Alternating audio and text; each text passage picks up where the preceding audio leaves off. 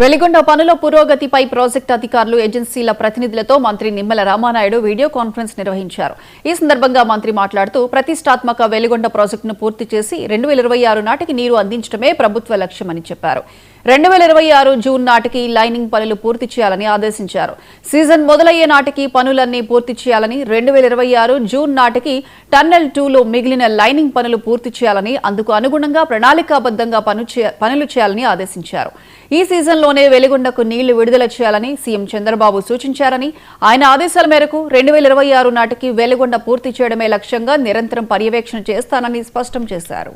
వెనకబడినటువంటి fluoride బాధితులైనటువంటి ప్రకాశం జిల్లాకు త్రాగునీరు, సాగునీరు అందించాలనేటువంటి లక్ష్యంతో వెలిగొండ ప్రాజెక్టును ఎట్టి పరిస్థితులైనా రేపు 2026 జూన్ కల్లా పూర్తి చేయాలని చంద్రబాబు నాయుడు గారు మాకు ఇచ్చినటువంటి లక్ష్యానికి అనుగుణంగా పనులు చేస్తూ ఈ రోజే కాదు ప్రతి వారము కూడా రివ్యూ చేస్తూ, అందులో భాగంగా మొన్నటి నెలలో అయితే మీరు చూశారు ప్రత్యక్షంగా 3 సార్లు టన్నెల్ లోపలికి కూడా పోయి ఆ యొక్క రివ్యూ చేసి చంద్రబాబు నాయుడు గారు ఇచ్చిన లక్ష్యానికి అనుగుణంగా వెలిగొండ ప్రాజెక్టు పనుల్ని పరిగెట్టించి పనిచేస్తున్నటువంటి పరిస్థితి.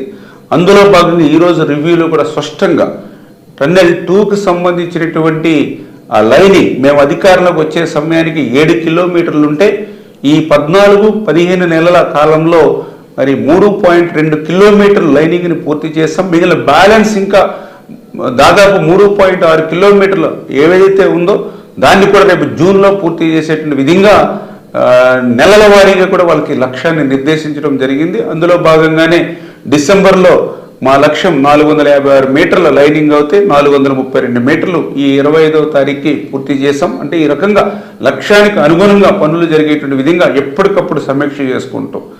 అదేవిధంగా ఫీడర్ కెనాలకు సంబంధించి 5.3 కిలోమీటర్ల సిసి వాళ్ళు, మిగిలినటువంటి భాగం అంతా కూడా లైనింగ్ పనులు కూడా ఈ నెలలోనే ప్రారంభం